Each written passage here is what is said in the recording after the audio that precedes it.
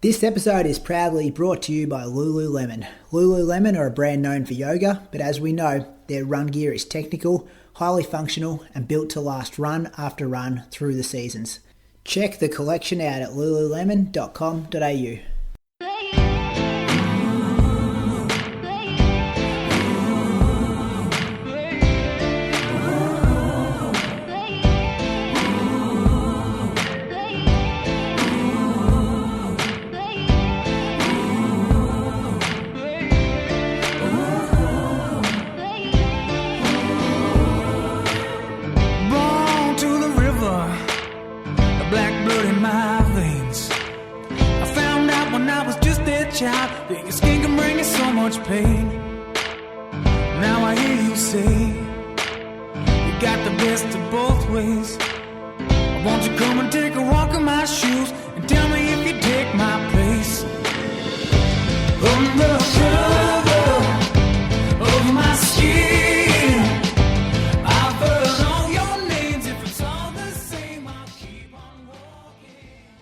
Welcome to episode number 243 of the Inside Running Podcast. Thank you for joining us for another week. Big show coming at you. We're going to go to Queensland to talk to one of the race favourites for the Oceania section of the Gold Coast Marathon this coming weekend.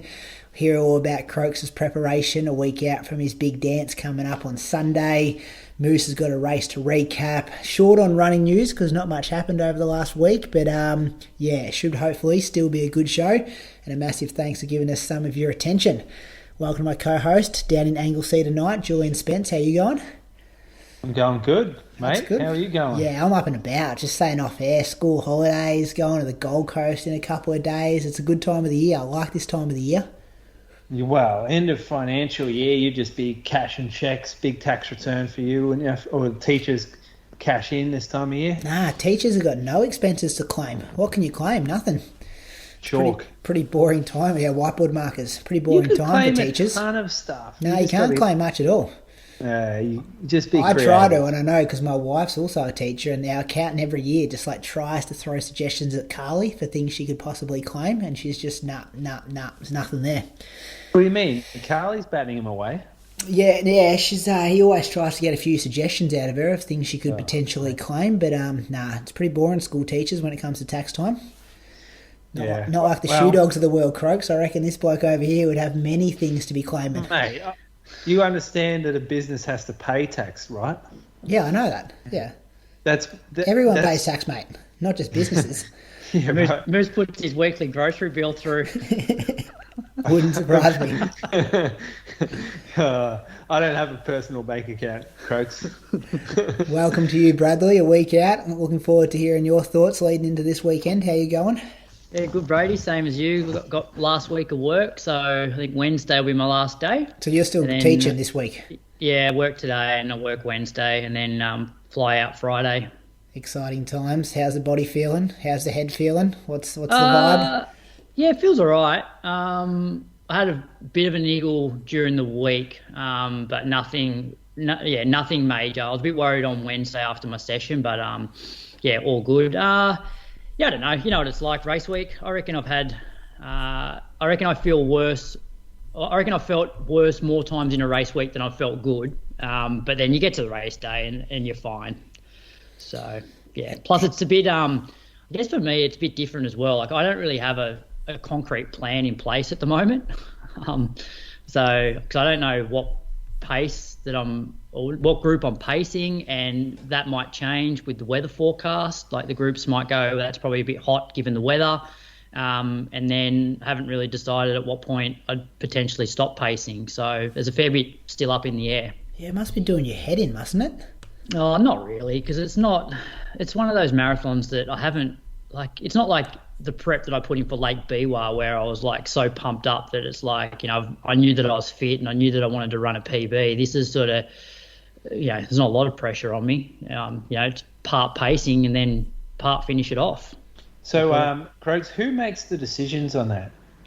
What, the pacing groups? On the pacing groups, yeah. Who's there that's going to make the final call?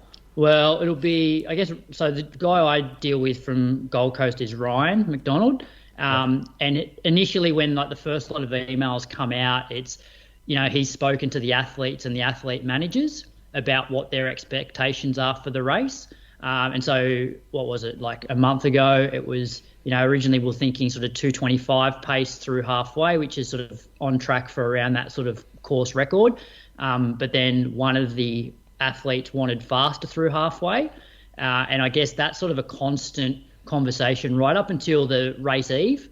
So I believe that this Saturday there'll be a technical meeting, like normally around 4:00 on the Saturday afternoon at the race hotel, which I'll have to go to that. And that's when it'll be confirmed as to what pace you'll be running at. So it's pretty late. It is late. But, I guess, it's one thing to say, like last week, 71:45 through halfway, and then you see that the weather's going to be like pissing down rain and 30 km/h winds. So that's probably going to change. It normally starts faster and gets slower, doesn't it? Yeah. Like that tends to be the trend for like those rumours and and plans early in the week. Sort of shifts. And the way that the Gold Coast course is, it's you're running in a straight line or one direction for a long period of time. So it's likely to be headwind for the first 15.5K. Then you probably get close to a 21K tail, and then probably a brutal last sort of 5K. Is that the way the wind's going to go? Yeah, I think it's coming from the south. Coming from south, okay. Yeah, if they get good cover, though, behind the pacemakers for that first 15K. Yeah, and I guess, but that's the thing in terms of my plan as well. It's like if I'm pacing and I'm cooking myself busting into the wind, like, in terms of my expectations in the back end, who knows what I've sort of got left, but we'll see. Have they got wind of your idea that you're going to leave and finish it off at one stage? I told Ryan in an email that I'd like to finish it this year. Like, drop them at halfway?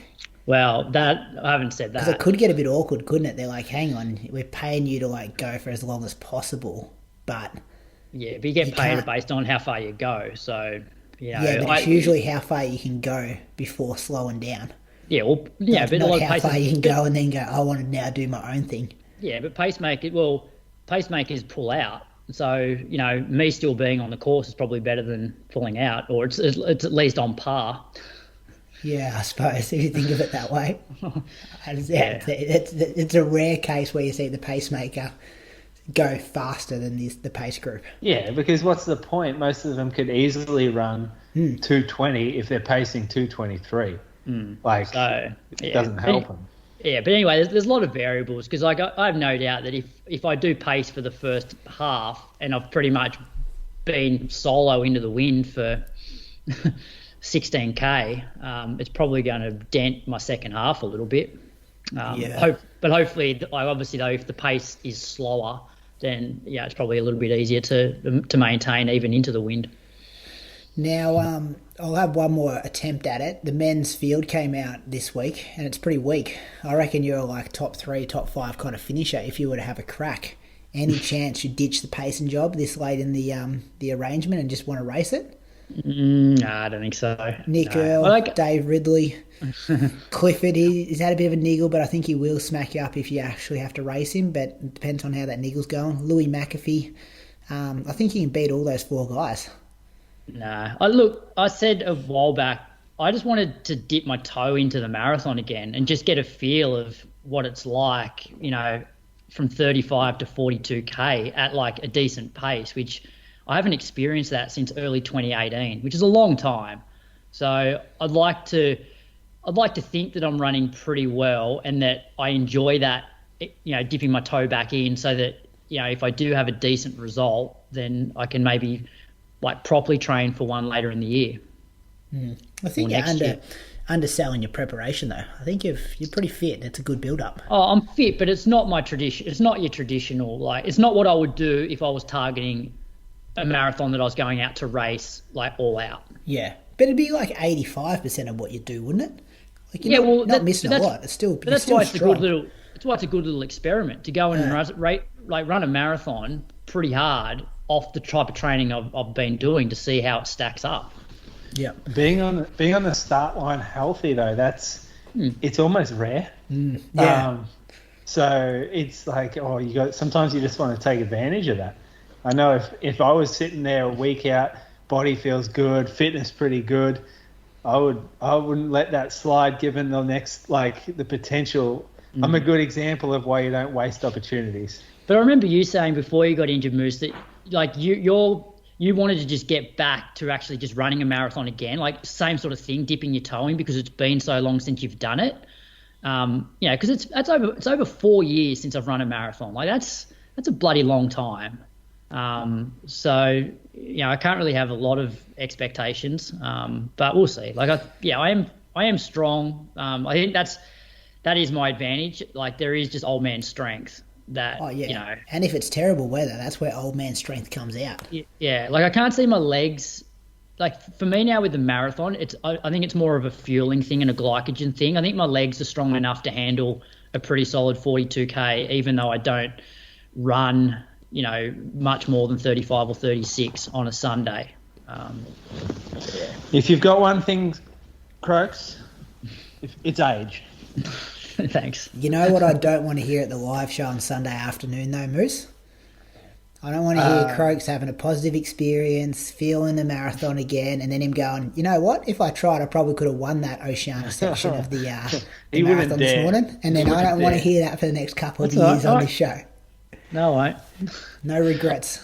I'm hoping I don't say that was a terrible experience. I'll probably would never run another marathon. Got dropped by the person I was pacing. Yep. So when you saw the elite female field come out during the week, Croaks, or yesterday? No, when was it? Friday, I think. Lisa Waitman was the big headliner there. Nearly fell off my chair when I saw that, actually, because I was expecting her for the World Champs or Com Games teams, but she's going to the Gold Coast.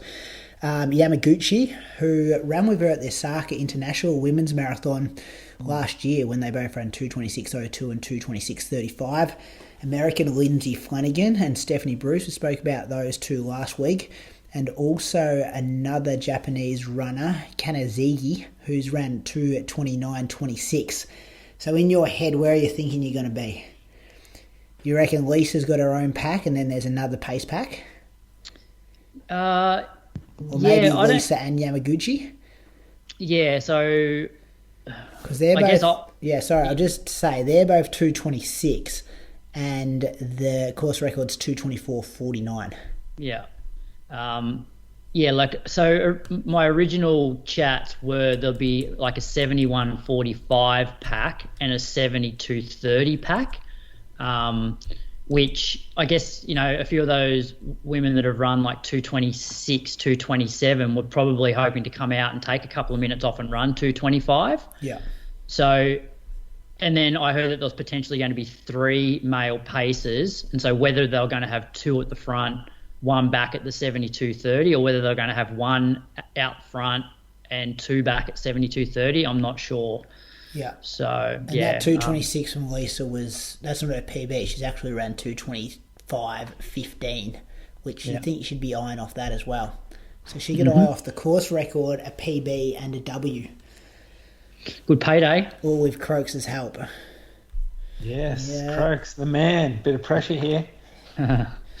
That's right. Oh, look, I'm confident I can do a good pacing job to 35K anyway. It's going to make the guessing competition really hard. I'm sitting here like, that meme where the guy's just got like algorithms and like trigonometry and stuff going off in his head. That's what's happening in my head, just trying to... Because you could run... There's a massive window depending on what pack you get given. Yeah. And also just like the condition... Like that's the thing. Yeah. I don't even know myself. Like, I originally thought... if I was on the 71.45 pack and it felt and the weather was good, like I'd almost be happy as a first run back to go, look, if I just maintain that for the whole race and ran like 2:23, I'm like, well, that's my second fastest marathon ever. And that would be, I'd be reasonably happy with that, although I think I'm in probably a bit better shape. But it's more about just how much I could kick down over the last part and at what point I decide to try and kick down. Because if I left it till 35K, you're only going to make up so much. You're probably going to make up 10 seconds a K maybe. So like just over a minute. So it probably takes you down to mid 222s. 35K still the last payday, like it was that year you and I paced it. Yeah, but I don't even know what the payments are this year. So that might influence things as well. Yeah. You could do your own personal arrangements with the athlete. That nearly happened maybe. the day we paced, remember, Croaks? Ethiopian. We got to 34.5k moose and said we were done at 35, and she was trying to cut a deal with us.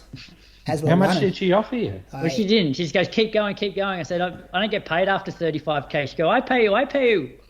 Oh. And I'm like, well, that doesn't go down real. Like, you know, what are we going to negotiate a contract? We're going to get a contract sorted in the next 500 meters.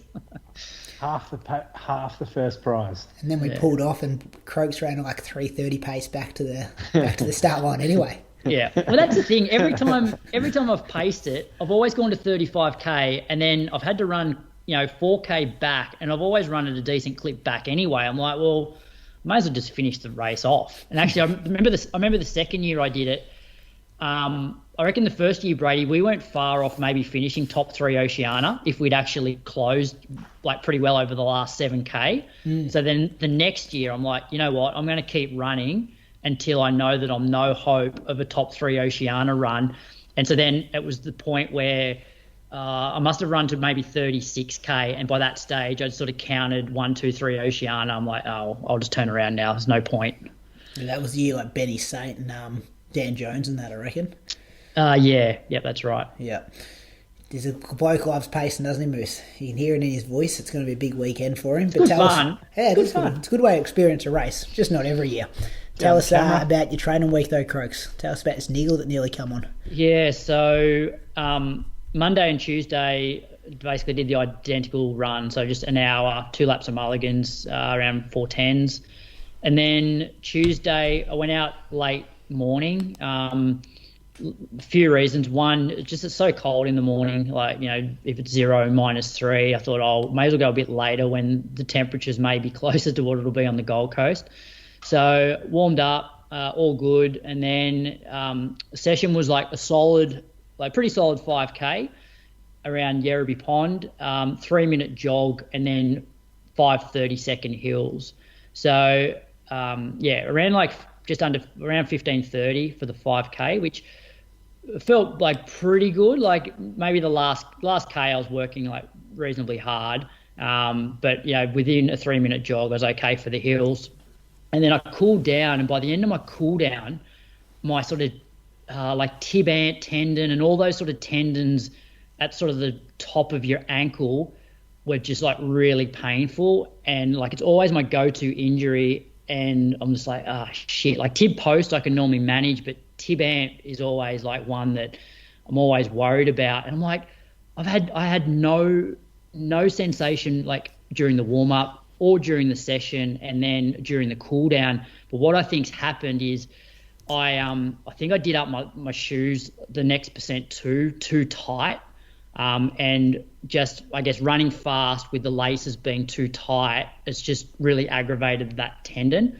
So I was going to do a double that day, but I just didn't bother. So that was Wednesday.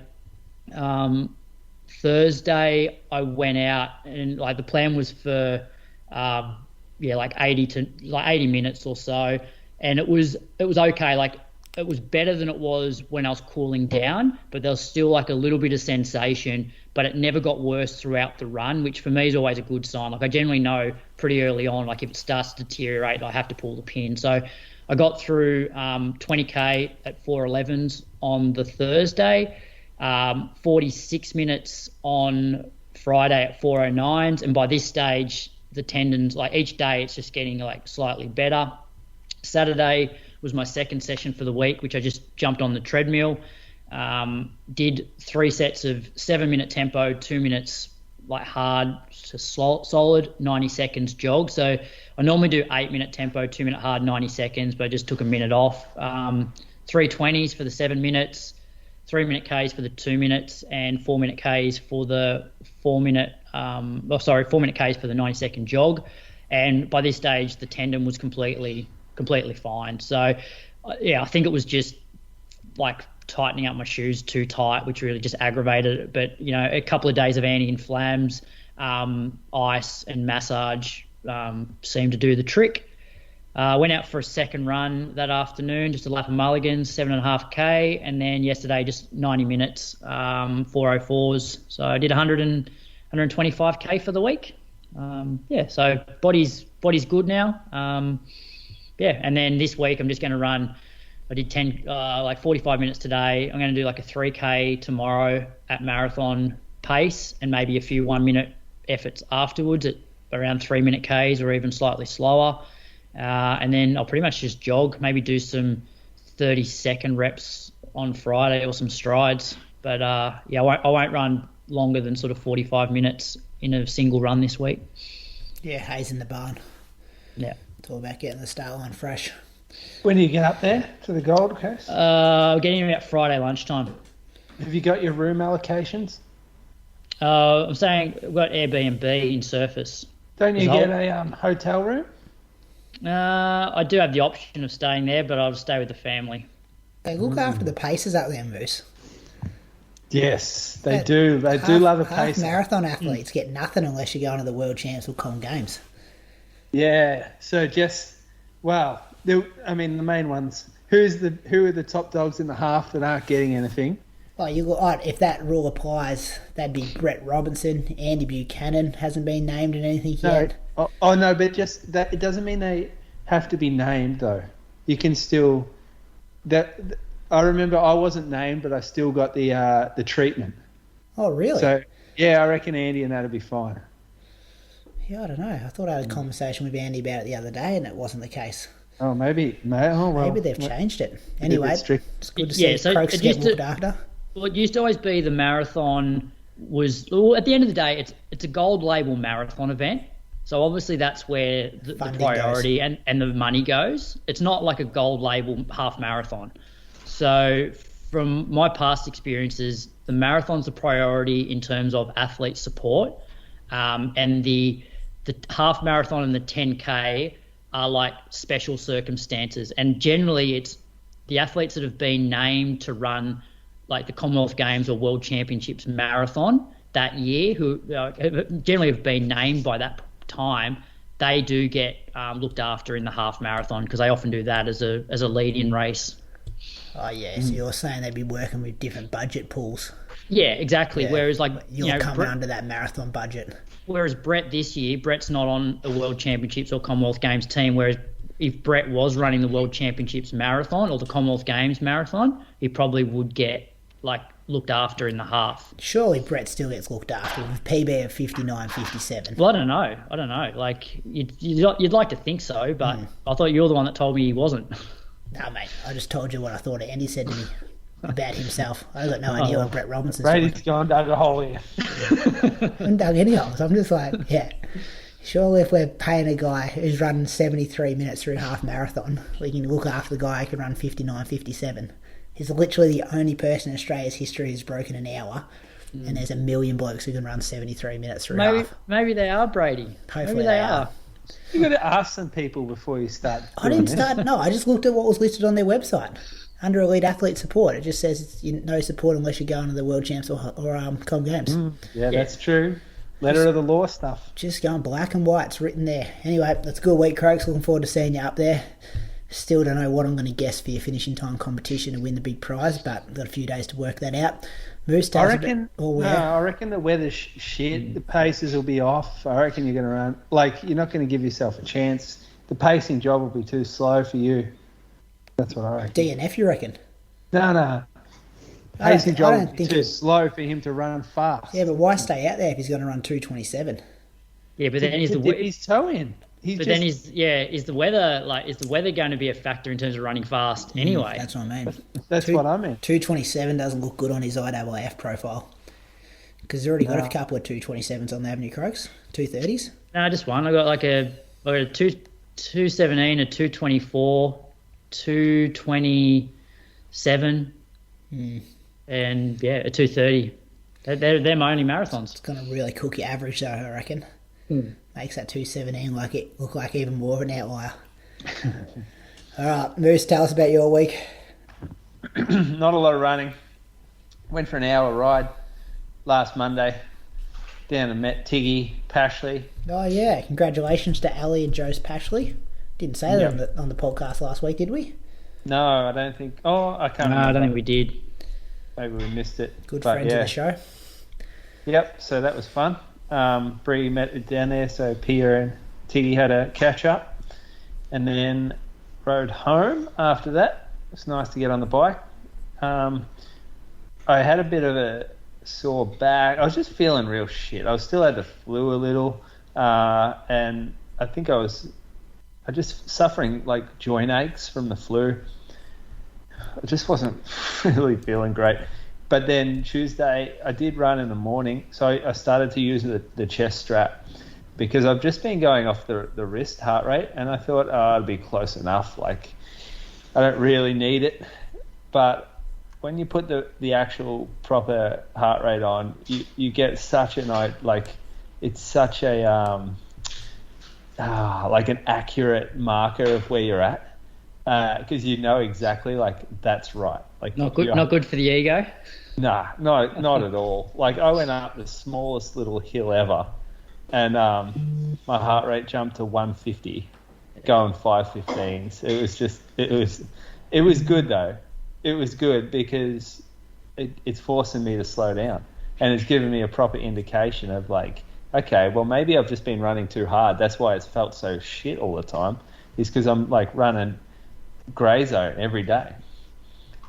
I did the next one. I did the next day. I went out and ran 30 minutes and chucked some surges in, and that's the first time I've done that, and it felt good. I felt like it was fun to turn the legs over and just do a few sort of 20-second, nothing faster than like 320s, but made me enjoy the run a little more and didn't pull up any worse than if I just jogged. In fact, maybe felt better afterwards. And then, so after that was on the 22nd. Then on the 23rd, I just jumped on the treadie for 20 minutes, did 4K. I didn't want to do too much, but I wanted to keep the conditioning in my legs just to keep loading them, because at some point I'm going to increase the mileage, and I just want to have that base there. Like I know 20 minutes ain't giving me a lot of fitness, but it's still loading my legs, my tissue, which is what the purpose of that run was.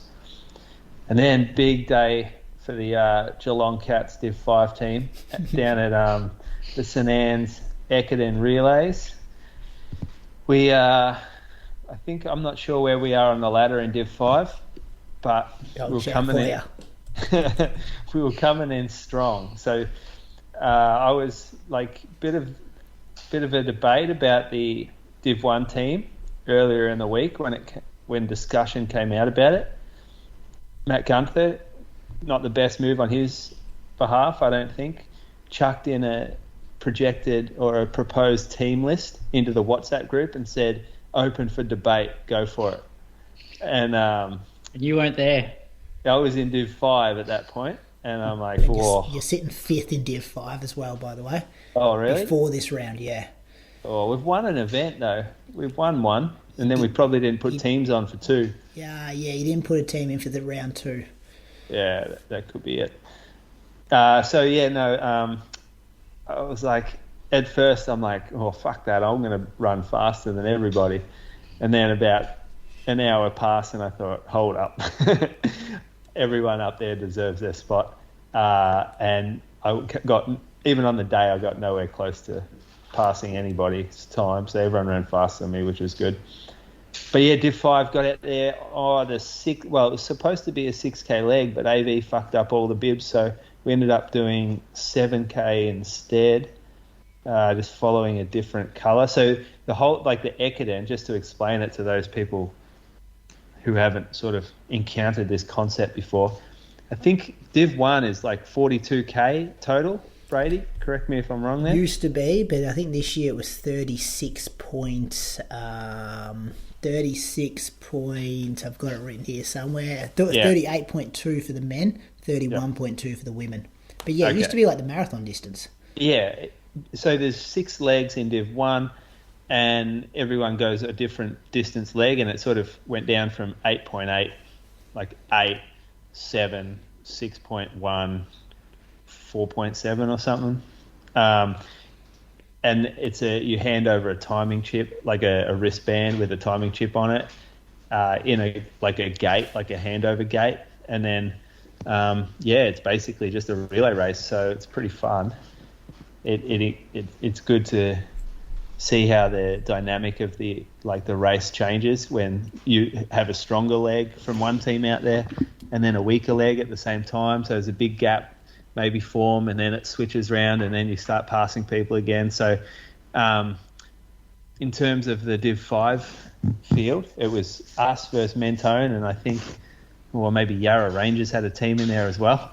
But it was the Mentone versus Geelong battle that we were worried about. So I think I got the bat, and I was doing the third leg of 4 legs.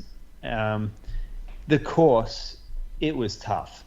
So there's a scale of cross-country type events. You've got New South Wales type events that are like running on the track, but it's green, so we'll call it cross-country. And then you've got like English fell running or English style cross-country, where you're running across like mountains sideways, where the grass is 2 foot deep and it's muddy and awful. This was way closer to that end of things. Like, we were on the side of a paddock, and it's just a full-on, probably I'd say it's like a 20-degree camber across the course. So you're always feeling like you don't have flat footing, and then there's heaps of because the grass is so deep, you don't really know where your foot's landing, and there were some pretty severe little dippers that went up and down, and just really difficult running. One of the guys put it well when he said, you would get absolutely nothing back from this surface. So when we're pretty conditioned to using super shoes running on firm surfaces, and you get quite a bit of return, bang for your buck when you hit the deck in those shoes on those surfaces. Whereas you hit the deck out on this course and you lost all energy into the ground. You had to make up your own. You had to basically propel yourself forward and up using all your own energy, and it was quite difficult, I'm going to say. It was like quicksand at some stages. It was just you land and you just get out again. So you just put your foot down somewhere else. But there was the course was interesting, because I'd say maybe 70% of it was what you're talking about, and then the other 30% was rocky roads. Which were just rolling hills. You couldn't get any rhythm. It just was super windy out there, which made shoe selection really tricky, because I know I raced against Reece Edwards and he had spikes on and I had flats on, and through the cross-country section he was smoking me, but on the rocky roads I was getting back onto him. It was a bit of a contrast in, when you felt good and when you didn't. Yeah, well, our tent was discussing shoe selection all day long. And then even at the very end, no one had a clear answer on what would have been better. Because being say you wore a pair of Nike Vaporflies out there, you risk rolling an ankle. And a lot of people doing Gold Coast next week. And so my advice was to wear a lower profile shoe where it gives you more ankle stability and you're less risk of injury.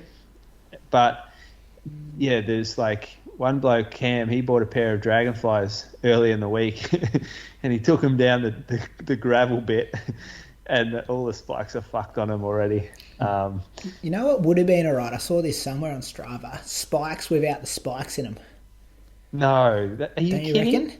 Have you seen what a spike looks like without the spikes? It's plastic. You still would have got the plastic grip in the cross-country section, but once you got onto the dirt roads, you wouldn't have got the spike crunch.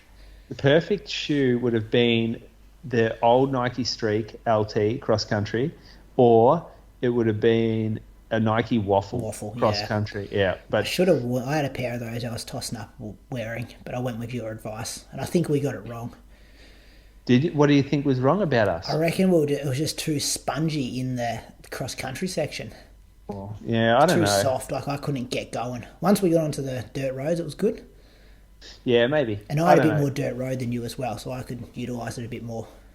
Yeah, you went a bit longer. So I went 7K. I started my watch So because like you're obviously running in the same sort of, because most of the Ekiden like relays I know are on the roads and it's sort of point to point like the legs, whereas this you're obviously running around a cross country course, and so you're going to be running similar parts to other legs even though the distances are different. Did you have to follow like a color coded like arrows or something? Is that how it worked? And you had what leg you were doing, your bib had that color on it.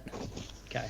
But it was pretty much the same loop, but the longer distances just kept going further out before they turned around. Yeah. I was pretty frustrating because I was out there. I was out there for probably 2K before Reese Langdon, he was running for St. Stephen's. Yeah, he caught me, and then we ran together for probably a kilometre, I would say. And then we get to the top of a hill. He'd just gone past me, and we get to the top of a hill, and I'm looking at my bib and him looking at his. I'm like, fuck, I have to turn left off to this further away from the finish, and he runs home. I hated that. And then I went off down this lonely old road. That was a shit road, wasn't it? Down to oh mate, don't get me started. I had to go the whole way down it. Yeah. Anyway, by that stage I got back, and as I got back to the intersection again, there comes Nathan Pearce from Div 1, who doesn't have to go down there, runs a bit fresher. And so I'm thinking, oh, you fuckers, I've done an extra K. Yeah, but they were doing the shorter leg of Premier Divisions. I know that. They? Yeah, they were. It makes sense. They weren't doing anything wrong. No, they weren't. No, not at all. You're just saying you had better runners doing shorter legs. Yeah. Moose, you can bring this up when the Divi 5 Geelong team starts Cat Chat. Yeah. Cat Chat podcast. Will you get a tattoo, Moose, if you win Divi 5? Divi 5. So, you know what? You should get a tattoo. We would have much better characters and stories on our podcast than on your podcast. Your podcast full of a bunch of weirdos. Andy Buchanan, a weirdo. Yeah, he's not too weird. He's the host of it. What are you talking about? Him and Matty Buckle. I haven't listened. They talk about you all the time on there. Matty the Mad Steak Buckle. Anyway, I caught the Mentone bloke with 10 metres to go, went past him, and I was invested in this race by then. I'm like, Div 5 is all that matters right now. This entire AV event, everyone cares about what's happening in this little mini race between Geelong and Mentone. So I hand off to Jackson Lynch. So Jackson Lynch's second cross-country race, first relay. Jackson Lynch, son of Darren Lynch. Croaks, you'd remember Darren Lynch. Yeah. You wouldn't, Brady, because you don't know much about running. But he's 3:39. Yeah, gun 1,500 metre runner. Yeah. So I knew there was some talent in the body. I knew, but I'm not sure how he had a tough one at St Anne's. So he went off, and I said, "You just stay in front of Yellow." And Yellow, he turned around the first corner, and he's like, "Oh shit, Yellow's right on me." So Jacko Lynch has pulled home the victory for the Cats, and we celebrated at the end. He was throwing his finger to the sky. Everyone was happy. It was a big day for Div 5 Geelong team. Cannot believe I've heard so much about Div 5 result, Croaks. Yeah. 7:45 moves for Darren Lynch, 3K. That's fast. That is fast. You know, if you're handing off to his son, you've got some confidence. Was he a naughty? Was in the Div 5 team as well?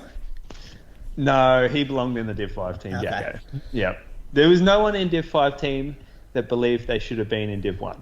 Except you. Yeah, when the team got announced. If you had to put me in Div 1, I would have run faster. I can tell you that right now. Well, actually, I would have been more concerned if you didn't think you deserved to be in Div 1. It would have been, was you sick? Nah, I'm there. I'm putting the heat on. I got up that morning. Sandown Relays. You might be in next round 5. Yeah, well, post Gold Coast, you know. Yeah, Gunther will be out, won't he? Going away. Not good captain's move, going away. But we're up. Geelong Div 1 finished 4th place. Could you believe that, Croaks? Yeah, well, this is what I'm saying, though. I reckon, the chat on the podcast is, getting people up and about. And obviously you two guys are pretty invested in this. Oh, yeah. I'm super invested. We are coming, though. Geelong next year, Oh boy, next year we are on. The old wait Next till year. next year. And then next year comes, I'll wait till next year, boys. Who do you have on your podcast saying Geelong might get relegated this year? No one said that, I don't think. I heard that. Oh, no, they said Geelong probably should have just put themselves down last year, I think. Oh yeah, come at me with that. Yeah, you finished fourth. You're answering the knockers.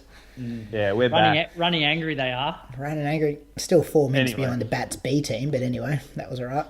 That morning, actually, before I went, went and did an event down the Surf Coast, down at the Currawong Falls Loop with the Surf Coast Trail Runners. What, you race before you race? No, I wasn't racing. I was Oh. just down there. I rode the bike on a loop. Great spot to go running. If you're ever in town, go running down Currawong Falls Loop.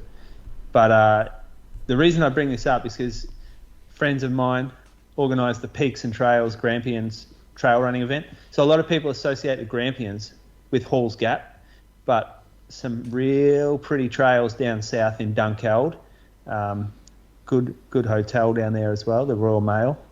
And I've been down there. I've talked about this on the podcast before. There's the Peaks and Trails, but there's a new Grampians Trail, Peaks Trail. It's like 100-miler or something that runs from the top of the Grampians to the bottom, and they use this trail now. So there's event it's a bit of like a range of events there: 6.4, 13.5, 20, 50k, and then they used to do a Mount Abrupt challenge, which is just up and down Mount Abrupt as fast as you can.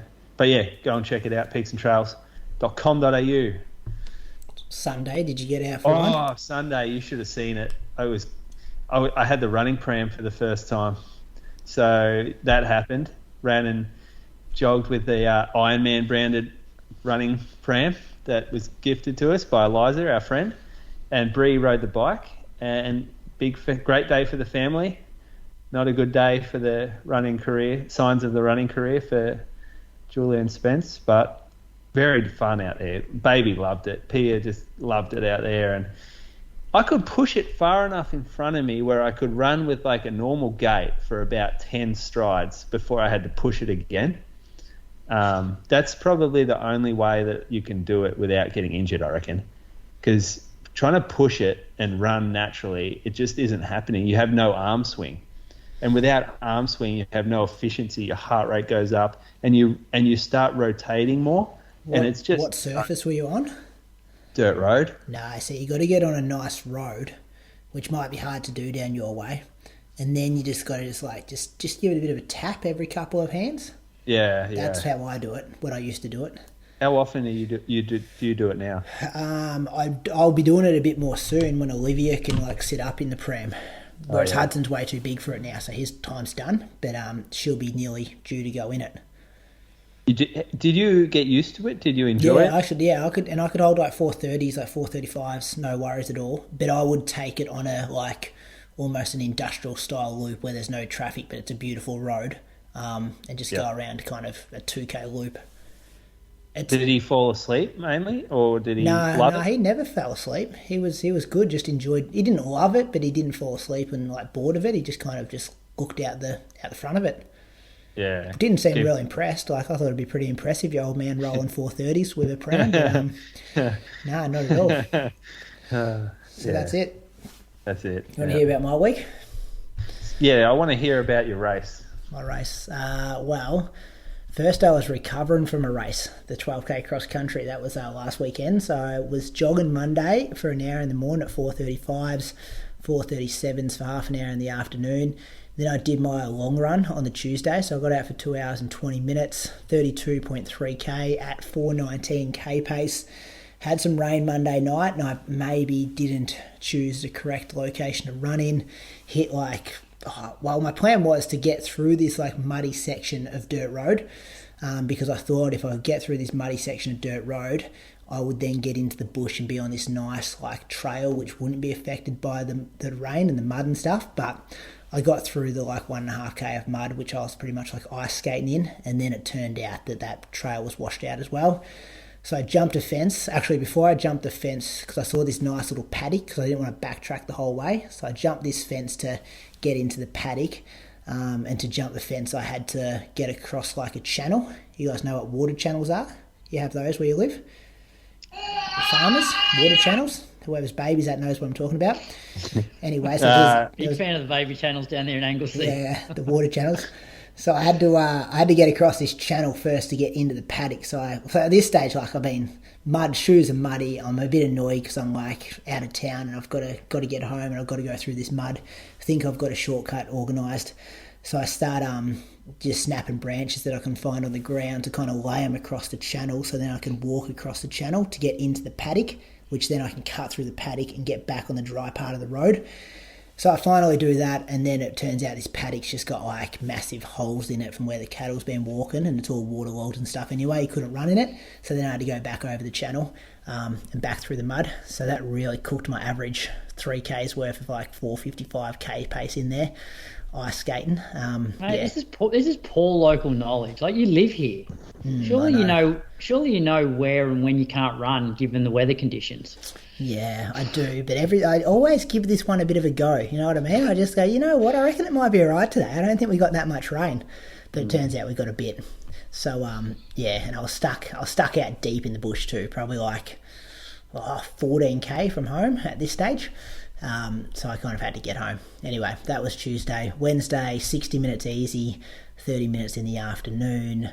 A little session again on Thursday, 7 by 2 minutes at around 2:58K pace with a 1 minute jog in between, just down and back on a straight road. That was good. It was I did 2 minute reps last Thursday as well before Cruden Farm cross country. And this one felt reasonably, I just felt like I was going quicker and covering the ground better than I was the week before. And then, yeah, easy jogging again on Friday before the Ekiden Relays on Saturday morning. So the Bats were in a bit of trouble because we had some big outs. Andy Buchanan, the king of cross-country here in Australia, he was out. Archie was out, and Jamie the Beast Cook was out. So you're kind of talking about, probably potentially 3 of the biggest top 10 killers in Athletes Victoria running, all out of the one team.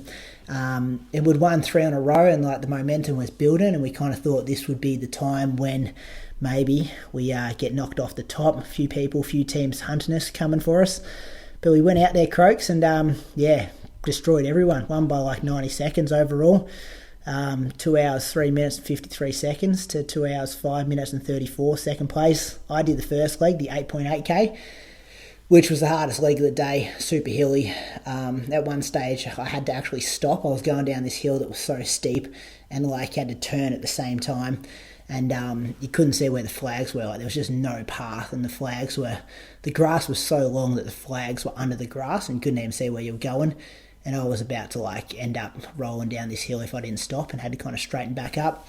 But I had a really good battle with Reece Edwards. He beat me by 6 seconds over that first 8.8K leg, and he was just constantly in front of me. Like, he was, I reckon 2 or 3K in, he was probably 5 seconds ahead of me, and then I reckon he got it out to about 15 seconds when I stuffed up trying to get it in and out of that big hill that I was just talking about. And then I reckon I might have pegged it back to about 3 or 4 seconds. But then he was really good on the downhill. He was putting time into me going down the hills, and we kind of finished going down a hill. So he got away with me at the end there. But a hard race, good for you, but very difficult. On my watch, it said I averaged 3:24 pace for the leg, and it felt like I was probably going at 10K effort. Like, the effort level I put into that was the same as what I did at Launceston a couple of weeks ago. I think it was about 150 metres elevation for that 8K.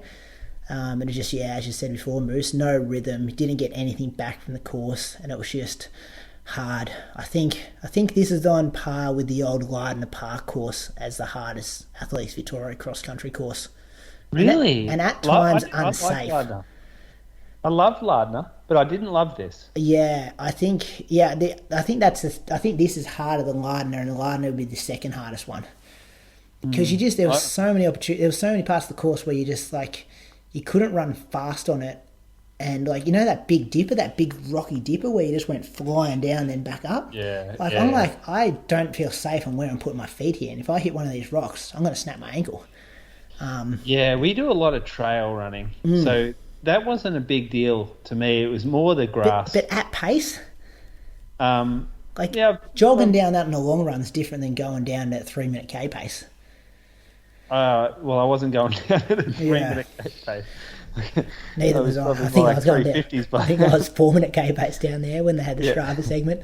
So it was good that we got the team win. We ticked that box without the big fellas there. And then, I was pretty banged up on the Sunday. I just did 90 minutes at 4:30k pace for a week of 157. Croaks, you'll like this. Rolling into Gold Coast this week. Bloke comes across the line from Bendigo, 4 fingers to the camera, as in we've won 4. 4 in a row. Never won one in the history of the sport. We've won 4 in a row. It's phenomenal, isn't it? There were some people watching that just quietly shaking their heads. 17-year-old kid too, running in the seniors. How's that? You get a run in the Premier Division. Throwing 4 fingers up to the camera as if we've just won the Olympics. Did you have a team meeting about that, Brady? What the celebration would be? No team meeting about the celebration. The boys start talking though, like in the team meeting on the Friday, they just start saying, who's going to do the AV interview? And they're like, hey boys, you've got to win the race first. Like, don't get too ahead of yourselves. It's everyone's up and about down there, up and about. So, it's phenomenal. So Tempo Journal, we're going to do a documentary, they reckon. What's the gap to second place? Yeah, big gap, Croaks. Real big gap. We got a perfect score. 48 points, Box Hill second on 34. Yeah. Western's 33. You can almost, afford to give up a round now. Yeah, you still don't want to give one up. Still don't want to. You got to at least win, I think, 5 of them. And then the best thing about us on the weekend, though, is the team that was in 2nd and 3rd finished like 5th and 6th. Yeah. So it makes that gap bigger. But it also introduces other teams to kind of like move up and kind of have a crack at the big dogs up the top there. But yeah, that's that. Gold Coast, looking forward to getting up there. See what happens in the wind and the rain on Saturday morning. Just got to keep the body in one shape. We'll just between racing and racing. Anyway, should we thanks to Patreon supporters? So much racing. And then we've got a race a week after Moose, Sandown Relays. Yeah. Gee. There's already kids requesting to run the last leg so they can throw the 5 up when they cross the line. Fuck, I hope someone beats you. I'll keep a lid on it. Season's still only 4 rounds in. Anyway, tell me who you're thinking, Croaks. I got Zach. There's a lot of maybes about Zach this week. The guy signs up with the name Zach, a question mark, and was that the male symbol? The male symbol, yeah. Yeah, I don't know. Circle with the arrow. Yeah. Maybe 2105 at the Gainsborough Greens Park Run. It's a good name for a park run. I like that, Gainsborough Greens. 5812 for the Gold Coast Marathon 10K in 2017 and 141 at the Gold Coast Half Marathon in 2019. So thanks for your support, Zach, question mark, male sign. Moose, who you got? I have Jen Frankhauser from Thurgoona, which is near Albury, which also means it's near Wodonga in New South Wales. Amateur runner, only an amateur. Professional mum of 3 kids. Oh, there you go. That's hard work. I can imagine that. That is hard work. Loves the trails and mountains. Ran 3 hours 15 at the Australian Alpine Ascent 25 kilometres. What do they go up to? That goes up to Kosciuszko, does it? Australian Alpine Ascent. Sounds like it would. Just saw that on her profile, yeah. Very even Strava user with 443 bike rides and 468 runs. Oh, yes. You call that a dual athlete. Couldn't believe it when I saw that today. How even is that? That's it's a great stat, Brady, isn't it? Dave Tarbottom's job's in danger with stats like that. Sitting around minding my own business on a Monday, putting these notes together, and then, geez, it really woke me up when I saw that on her profile. There wouldn't be too many people that even. Good on you, Jen. Good on you, and thanks for your support. Lucy Horan, I'm thanking you, Lucy. 44.06 for 10K, 1:38 for the half marathon. Maybe did New York Marathon back in 2010 in 5 hours 36. Not sure about that last result though, could be wrong. This is from her profile. Lucy Horan is a writer, editor and performer. She writes this blog and occasionally freelances. She performs with the Improv Conspiracy, doing long-form improv comedy. Lucy has had a successful 10-year career in the public sector, and she's held a range of roles including performance auditor, policy officer, speechwriter, and annual report manager. And she got some good book reviews on her blog as well, boys. Big Magic by Elizabeth Gilbert and Daring Greatly by Brené Brown. Both two good books that she's reviewed on there. If you want to, you read them? Yeah, I read them both. Actually, Big Magic is why I read Big Magic and then created Tell Me Your Tales from reading that book. So you wouldn't exist, boys, unless I'd read that book. What's the book about? It's about creativity and like how ideas and stuff come to you and what ideas you actually act on and how to be more creative in your life and stuff like that. She's also the same author of Eat, Pray, Love, I think. Elizabeth Gilbert. I haven't read that book, but I think that's what she was successful for. Is that a movie? I think they made it into a movie as well. Yeah. I think so, yeah. Yeah, I think so. Good on you, Moose. Some good knowledge there. So thanks, Lucy. Jen, Zach, for your support of the Inside Running podcast. If you like what we do and this show brings you value, you can sign up to support us on patreon.com/Inside Running podcast. Helps keep the lights on in the show, helps us produce some bonus content, helps us give the show to you early. And, we've got some other things in the pipe work at the moment as well, which we'll have some more news about in the coming weeks. And boys, I was correct with Brian Delaney being the Coburg Harriers legend last week as well. Thanks to Brian writing in some stories there about Percy Cerity and some good stuff from Brian. So thanks, Very Brian, cool. for writing Cool in. to read that. It was cool. We got some running news, boys. We've kind of spoke about the Ekiden Relays, haven't we? We should just speak about the women's race. We'll just go there quickly. Glenhuntly won again at 1:58.25, beating South Melbourne 2:01.32, and Melbourne Uni in third place. So Glenhuntly well and truly on the top of the ladder in the women's section. The other bit of running news I had was Calli Thackery made the England's Commonwealth Games team. We had her on just before Great Ocean Road. Listeners will remember that. And she kind of talked about her goals being to get selected for Com Games. And now it's cool to see that she's gone and got herself selected. So that was pretty cool there. But other than that, boys, I'm very light on with running news because there was no Diamond League because they had the US and the UK had their World Champ qualifiers. You guys got anything I've missed before we talk Gold Coast? I don't think so. It was very light, yeah. Don't think so, Not yeah. from what I've seen either. But there is a Diamond League Stockholm's this week, and Jack and Stewie are both in that, 3K. Oh, yeah? That? Yeah, which I think must be Wednesday or Thursday our time. First time. This is going to be our first look at Stewie since his horrible, or we'll call it his horror 1500 that he ran. Yeah, and Sarah Billings and Kat Bissett in the 800 there as well. So hopefully we'll have some Diamond League news to report on next week. Let's quickly do a bit of a profile of the Gold Coast Marathon. Elite fields, well, not so much elite fields, like just the big dogs in the races have been announced. I might see if I can get Louis McAfee involved, boys. Does someone want to read through that blurb about the men's race first while I get him sorted? Croaks, you're good at Croaks. talking. You're great at reading, Croaks. You can do it. Yeah, right. So the men's marathon is the most international race of the day, with elite athletes from 5 countries. Belgian Amory Piquet ran 2:13.54 in Barcelona last fall, followed closely by Great Britain's Nick Earl, 2:14.38 at the Late Biwa Marathon in 2019.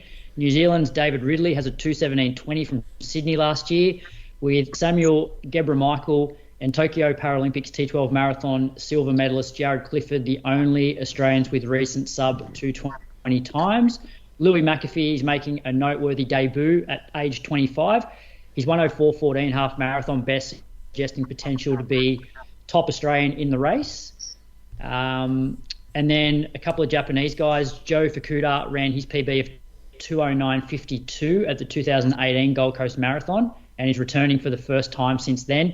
His most recent run, a 2:11.29 at February's Osaka Marathon. Akihiro Kaneko has run a PB every year since his marathon debut in 2017, starting with a 2:22.49 and going to a 2:11.39 to finish just behind Fukuda in Osaka. Gold Coast will be his international debut. Past winner Yuki Kawachi is running his first marathon since finishing 20th at April's Boston Marathon in 2:12.55.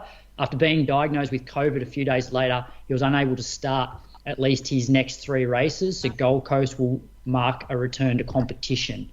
So that's a bit about the men's field. And we took that from Brett Lana's Japan Running News website, friend of the show, past interviewee, and brilliant reading, Croaks. That was fantastic. Thank you. Yeah, good at that. And we are joined by one of the favourites, Louis McAfee. Welcome back to the Inside Running Podcast, mate, and thanks for giving us some time. Good to be back. Wonder what Moose was banging on about. I'm sure it would be something about how hard he works. He was actually, I did tell Louis boys that the time we were going to call him was about 40 minutes later than we actually planned for, because Moose was banging on about his Division 5 relay at AV Relays. He was talking about. Louis gave us a real play-by-play about it. Back in the winner's circle, mate. Oh, I'm going to love hearing this one. Louis, how nervous are you? Marathon debut on the weekend. You were ready to go this time last year. The race got cancelled a few days out. It must be pretty cool to know you'll actually hear the starters gun going off this year. Yeah. I don't know if nervous would be... Oh, yeah, I am nervous about the distance, but more excited than anything. Yeah, like you said, last year was pretty... I don't know. Not heartbreaking, that's not the right word, but it's definitely good to know that I'm going to run this year, and I've touch wood had no injury concern or anything. So yeah, I'm excited more than anything.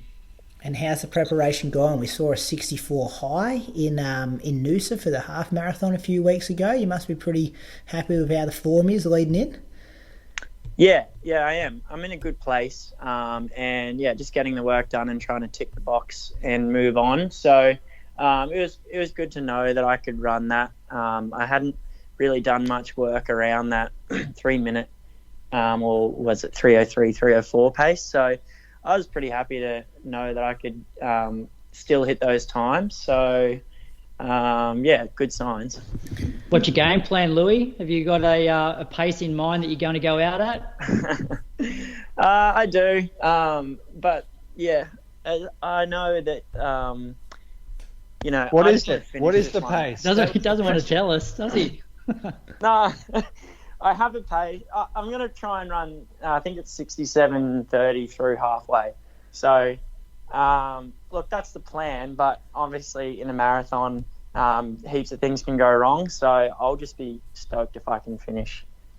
There's probably not going to be a lot of runners around that pace just from looking at the early field releases. What happens if you've got a 42k time trial? Yeah, well, I'm not going to do that. I think there will be a pace for 2:15 or 2:16, so I'm hoping that Ryan has got that sorted. That was the latest plan. There'll be a couple of guys hopefully around that, and I can use them kind of like I did at Noosa.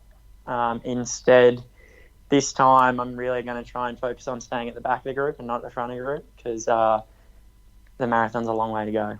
Hey, Lou, given it's your marathon debut, is there anything in training that you sort of got confidence from that, or it gives you confidence that you can run sub 2:15 other than the 64 half?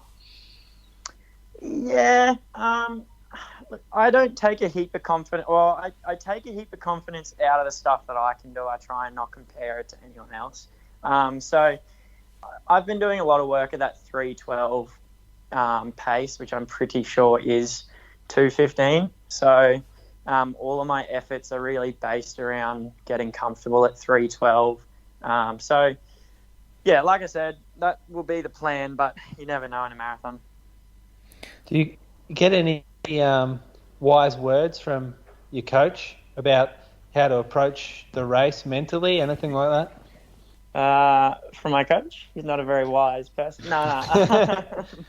Yeah, no, everyone said the same thing, just try and enjoy the experience. And I think especially Gold Coast being my home, and not my home now, but look, I grew up going down to that race every year, and we had a house that was on the course, so it'll be good to go past a lot of people that I know. So just using that sort of energy from the crowd, and trying to switch off for as long as I can, because my mum's been she's done a few marathons, my dad's done a few marathons, so the word has been to just relax as much as you can until 30k, and that's where the race starts. Your mum won it. Yeah. She's done more than a few marathons. She won this in 1987, Louis. So She sure did. she pull you aside and just say, this is how you get the job done? Yes, yeah, she has had a few words, and I don't think that I will be on the top podium, but you never know. When you look at this field, because it's an interesting field, like it's not like we've seen in the past where there's a whole lot of sub 2:10 guys. Do you focus on position as much as time? Like when you're looking at the other Oceania boys, but actually I think there's some scalps to be taken with those 4 quicker guys that got in the field as well. Yeah, for me, it is about position, because I think that's where I run best, when I focus on being in the race rather than just trying to time trial something. So, yeah, I know that those Japanese guys will be way out in front, but I've also seen Japanese marathons where you can go out at 2:06, 2:07 pace and pay for it in the back end. So that's why I'm going to try and stay at the back. I'm not keeping my cards close to my chest. I'll just try and stay at the back and try and pick people off as much as I can. Who's the men's pacer for your group, do you know? Tim Logan, I think, is going to help out with Jared. So that's the only one that I know of. Yeah. Unless Croaks wants to do it. Well, how concerned are you about Croaks? That was my next question. Like potentially blowing up at 35k and seeing the old fella go past you. Is it playing on your mind? I'm very concerned, because I'm pretty sure I did the same thing to him in Melbourne in 2018. So don't bring it. Well, that was my car. Yeah. Well, that's the thing. Like I've got a time in mind, but I'm pretty respectful of the distance. And if it happens that someone comes past me with 7k to go and I've blown up, and that's on me. So I'm excited about what it will feel like to get to 35. Yeah, I'm excited. I think you're safe, mate. Don't worry. I won't be going past you. I'm excited for you. How often are you checking the weather? There'll be a lot of people who are doing Gold Coast this weekend listening to this podcast. It doesn't look good. You're a local guy, though. Like, what can we maybe expect? I think go to Nick Earl for the weather. I'm not really... I don't really... I don't know. It is what it is for everyone else. So if it's windy, then I'll tuck in. And if it's raining, then I want it to get over quicker, so I'll try and go quicker. Well said. It's not annoying you. Just you can't control it. Whatever happens out there. Oh, well, good luck, mate. Anything else for him, boys, before we let him go? What shoes you wearing? The On Clouds, not the second ones. I actually had the second ones sent to me by Jordan Donnelly, who's the head of innovation at On. But it'll get here on the 3rd, and I think the marathon's on the 2nd. That's a shame. So that is a real shame. I'll have them for when my next race is. I'll bring some spray paint, mate. All right, Louis. Well, a massive thanks for your time. Looking forward to catching you on course on Sunday morning. I'm sure there'll be heaps of listeners looking out for you. What colour singlet you're wearing when they're coming the opposite way and seeing you? I'll be in a light blue one with Gold Coast and on my singlet. All right. Good luck, mate. Thanks again for your time. Yeah, good luck, mate. See you up there. Louis. Enjoy the last couple of days of the prep. See you, mate. A message now from our podcast partner, Lululemon. We've been talking about and wearing Lululemon, and if you're after new running gear for your run season goals, you know where to go. Lululemon have designed this season's run gear with technical and functional details, from internal zip pockets for the small necessities, to variations in lengths for women's and men's running tights and shorts, to sweat-wicking fabrics and mesh paneling exactly where you need it. With superior fit and technical innovation, Lululemon designs gear to last and perform day in, day out, no matter the weather. Not convinced? Try it out for yourself with free shipping and free returns for all online orders. Go to www.lululemon.com.au. Anything else we need to say about that men's field, boys? I think Jacob Cox, you said he was racing Croaks, not listed here as the potential chances, but this is a guy who's broken 14. Did he break 14? Maybe he ran 14.04 on the track over summer. Ran 29 low at Adelaide and Sydney 10K, and then ran 63 at Launceston half marathon. Yeah. Only done the one marathon, I think, and that was Melbourne when he maybe was 220 high, 221 low. He's got heaps of room to move off what he's been doing over the 5, 10 and a half. I think he ran a marathon in Adelaide as well. But yeah, he did too, actually. Yeah, he's definitely on the booklet that they bring out, the program. Yeah, he's listed there. Oh, they got that out, have they? Yeah. They got the half marathoners there? They've just got the press release. Whereas for the marathon, they've got like the top contenders for the male and the female listed. Big numbers. Moose, who's your pick? Give me a name and time. For the win? Nah, Oceania, because we don't know enough about those 4 other guys. Oh. Who's going to win Oceania Champs? Which we must say it doubles as the Oceania Championships as well, this race. Louis is going to win. Louis is going to win it. Yeah, I liked his confidence. He's good. Croaks, you got a name for me? I'll go Jacob Cox, just because like he's in pretty good form over the half. He has run a couple of marathons, but yeah, I think it's going to be between those two. Well, I guess then there's that Samuel Gebra-Michael. Yeah. Who, like, the guy's run 2:08. Like, who knows what shape he's in? But if he's in decent shape, he'll be competitive as well. But he's about my age, so he's getting on. He seems to just pop up at like the Gold Coast or Sunshine Coast every year, though, doesn't he? Like, he's been living in Australia for a long time.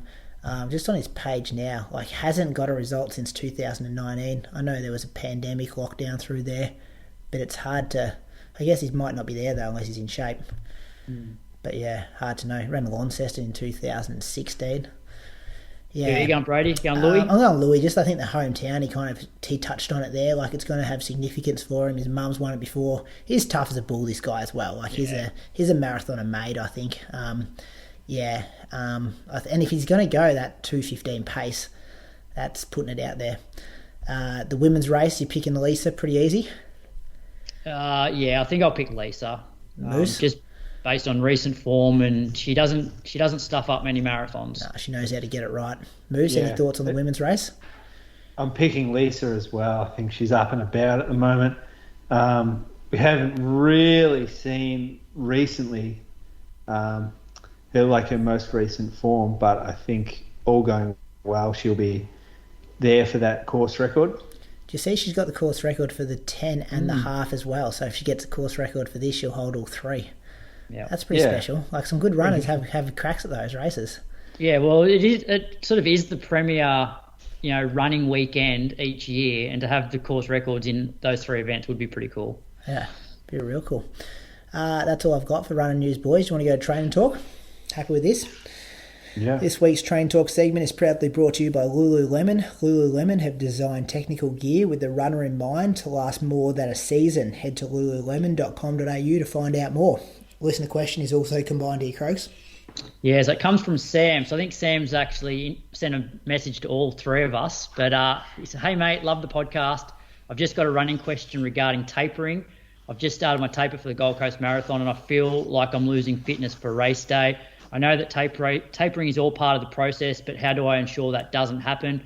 Looking forward to catching the live show post-race," and up the bats. That's an interesting one, because I think you have it personally when sometimes you taper. The mind games keep coming in. Are you losing fitness? Yeah. What's going on? Like, you want to train harder, so you get that kind of like confidence out of the training. I wonder how far out he started tapering, because there is always the possibility that if you go for quite a long, drawn-out taper, then you can lose fitness and sharpness for the day. Like, that's a possibility. Yeah, I agree. And often the tapering depends on what you've done in the lead-up. Like, if you've been nailing yourself and having like a really long marathon block and you're tired at the end of that, then a long taper is going to be more beneficial than somebody who has trained within themselves the whole time and hasn't done a lot. They don't need as long a taper. Yeah. Yeah, we don't know what he's done though, fellas. So we've just got to answer the question. Well, I actually replied to Sam, messaged me as well, and like I think for me, like it's more just trying to just avoid like you're going to have those negative thoughts. Like you're only human, you know. Like of course you start, you know, you've been training really hard, and then that all goes away, and all of a sudden you feel like you're not doing enough. But it is all in your head. And for me, in those last couple of weeks, as long as you're, you know, ticking over, doing a bit of stuff at marathon pace, a few shorter reps, a bit faster than marathon pace, you're going to be fine. So it's more about just staying positive, avoiding the negative thoughts. And for me, going back, just looking at your training, like you get a lot of, if you've trained well in the lead up to a race, going back and looking at your training diary can give you a lot of confidence for race day. But even looking at the science behind it, like you're not going to get fit. Like you could not run for 7 days and you wouldn't really lose that much fitness. Yeah. You could not run for 2 weeks and there would still be a whole heap of fitness waiting there for you. The fact that you're continually doing frequent running as well as workouts, even though they're smaller, they're lower in volume, means that you're absolutely not losing fitness. Yep. So go back to the science, trust that. We love science, don't we? Yeah, just numbers don't lie, do they? Yeah. No. And the thing I love about a marathon taper is if you're training for a shorter track race, like even during a taper, like you need to be doing really hard, fast efforts because that's close to race pace. Whereas for a marathon, like the sessions you're doing, like you don't actually have to run very fast because marathon pace is not very fast. So as long as you're doing some stuff at your marathon pace, like that's all you need to be doing. A few 30-second strides, race week, and you're ready to go. But just keep ticking the legs over, and don't try and chase fitness or chase confidence by, you know, nailing yourself in that last week. Yeah, a couple of traps to watch out for as well. If you do that marathon week workout, and say you're doing 2 or 3K at marathon pace and then maybe a couple of strides, be prepared for that 2 or 3K at marathon pace to feel hard. And don't stress if you're sitting there going, how the hell am I going to do this for 42Ks on the weekend? Like, it won't feel as good as it's going to in the race. And also, in the race early on, it might feel junk as well, which often does happen in the first 4 or 5K of a marathon. Until you get into the groove, until, like, things spread out, just try and switch off the mind as much as possible and just trust in the training, trust in the program, and you're going to be fine come race day. Yeah. It's, I hate that like race week workout because you think it's going to feel good and it never does, and you just got to just get it done and just close the book. I personally find my motivation really drops off in taper because I'm just like, well, what's the point of this? You know, like I'm better off just doing nothing because I'm just going to be fresher, which I know is not true, but you don't seem to get yourself up as much for training as what you normally do in a just normal week. Brady, one thing I was going to mention, because I didn't know that this was going to be the training talk, but also given it's marathon weekend, like don't let all of your training down by like focusing on the little things come like the weekend. So one, the carb load. Like I think a lot of people don't take enough on in the couple of days beforehand, and I think that can make a massive difference come race day. Yes, if you've done a carb load really well, like you probably feel pretty garbage for maybe the first 45 minutes of the marathon, but then you do come good. So don't ruin all of your hard training by not eating enough in those last couple of days. And also like race day, make sure you're fueling well during the race, looking after your body in terms of like this weekend, if it's going to be wet, make sure you tape up your nipples, sort out with all your chafing. So all those little things will matter come race day. Yep. Save that energy where you can. I think we spoke about that last week. Get organised early on, that kind of stuff.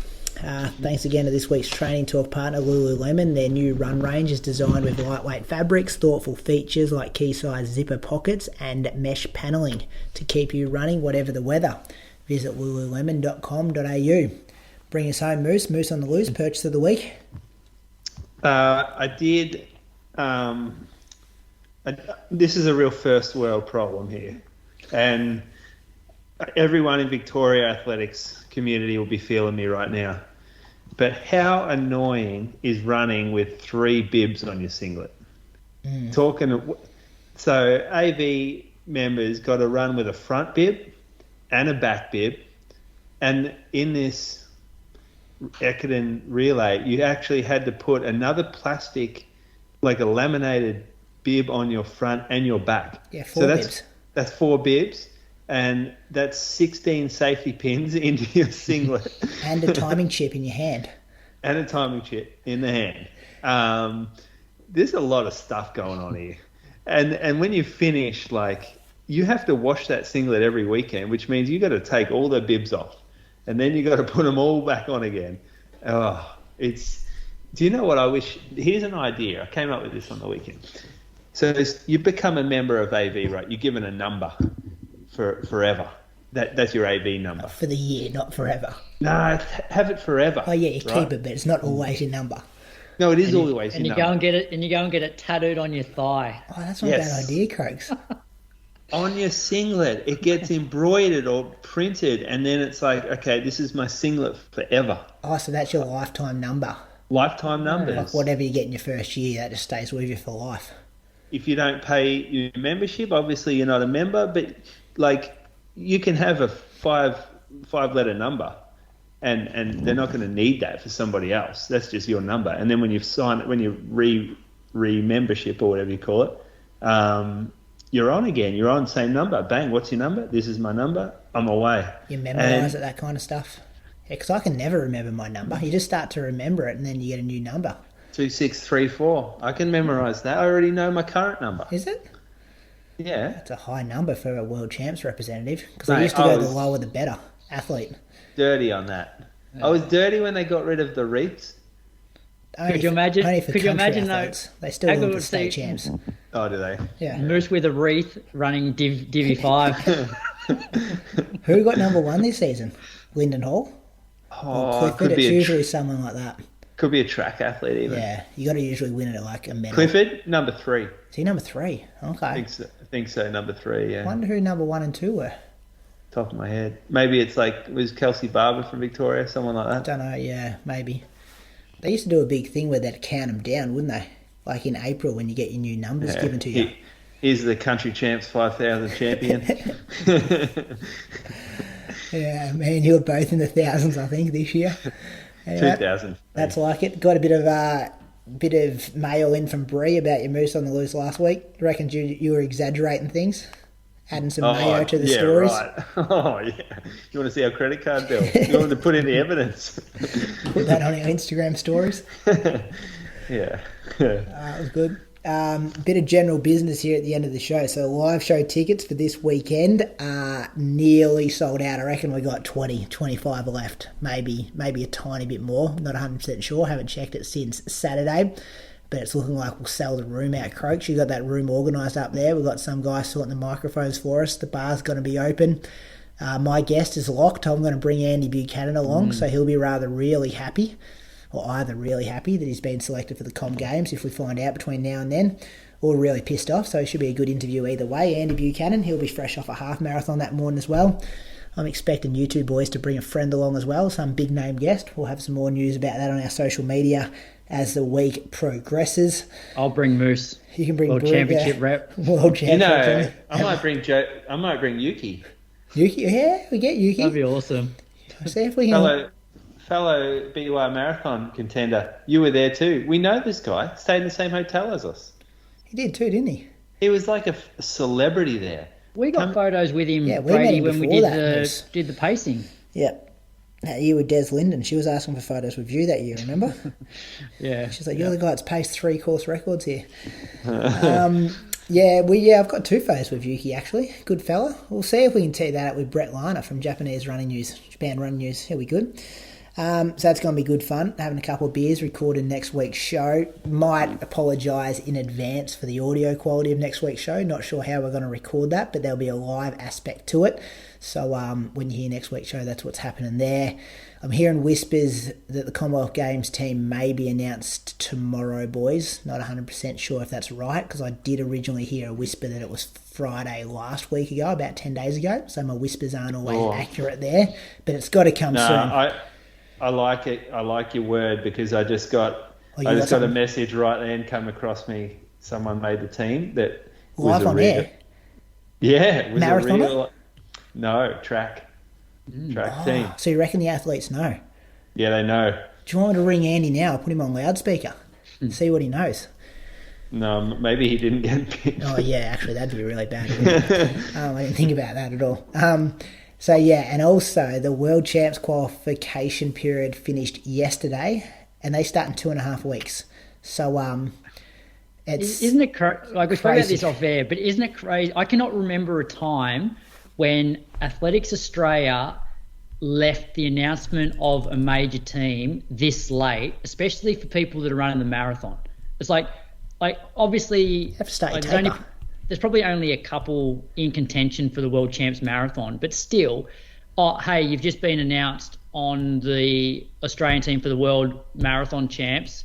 You're racing 2 weeks. Like, who does that? Like that's awful, isn't it? The US marathon team, they've known for months. Oh, yeah, they've known for 4 months, I reckon.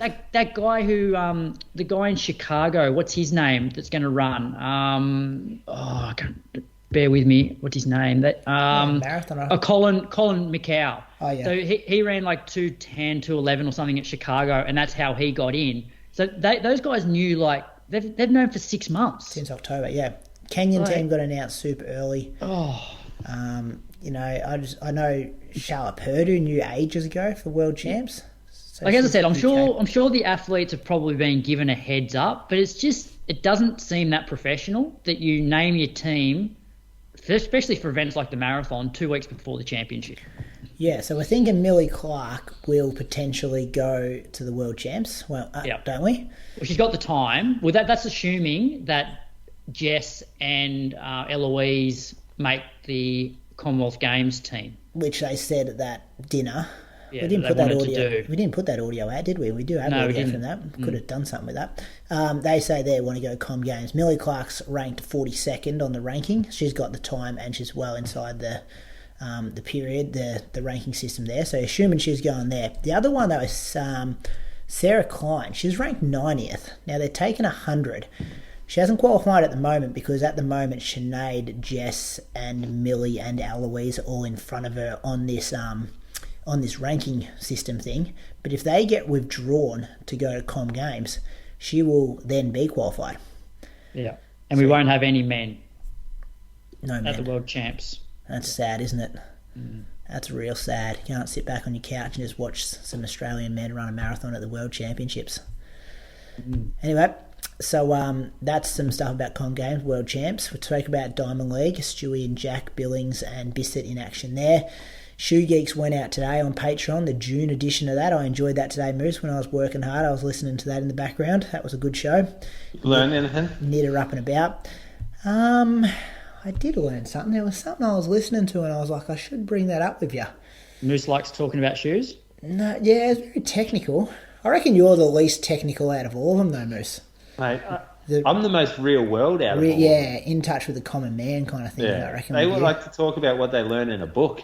Well, I like to I talk about what I learn in real life. Do you reckon have they got some game going on every time they mention that Nike Mayfly runner? Someone gets like $10 or something. That's the most popular shoe that gets brought up on that show. Yeah, I keep saying that. Yeah, I'm like, give this shit a rest. That will be out later in the week on the public stream, and that's the show done, boys. We'll see you guys up at the Gold Coast. Travel safe. Anything happening between now and the weekend that's special in your life that you need to mention, Bradley? Getting your gels ready, getting your carbs in, getting your kids on an aeroplane. First time you travelled with 4? Yeah, it will be. So actually, Viv's taken both kids on her own before. It's pretty impressive. That is pretty impressive. But it's a whole new ball game when she's got to take me with her as well. So. Yeah, she'll lose you in the airport or something. Yeah. So anyway, looking forward to the weekend. Moose, anything special between now and then? Oh, nah, just getting ready. When are you getting up there, Moose? Thursday. And when do you leave? Not sure. What flight you on Thursday, Moose? Virgin. Yeah, so am I. What time? You might be like sitting 11, Like 11 or something? I reckon I'm on the same one. Oh, you can look after Pia. Mate, I'm gonna have Hudson and Carly's gonna have Olivia. Oh boy. We'll be the one with the screaming kids halfway down the aisle. Yeah, well, as long as someone else is there. 11, with kids 10? screaming. Oh, I'm on that one as well. I think it is that. Oh boy, here we go. Okay. Couple of big dogs on the one flight. This is gonna be good. Get on the froth together. Yeah, we could. That'd be good fun. Make sure you get the seat next to us. You got to pay for a seat with Pia? Or she's still little? No, she's like 9 months old. Oh, is she? Yeah, right. Anyway, Hudson, we had to pay for that. That didn't go down real well with the bank balance. No. It's pretty small too. I thought I could get him through with under 2, but better do the right thing, eh? Support the airlines. No, under 2's free, right? No, he's over 2. He looks like he's under 2 though. He's only small. Anyway, finishing the show. I'll see you at the airport on Thursday, Moose. See you up there, Croaks. See you guys. See you, fellas.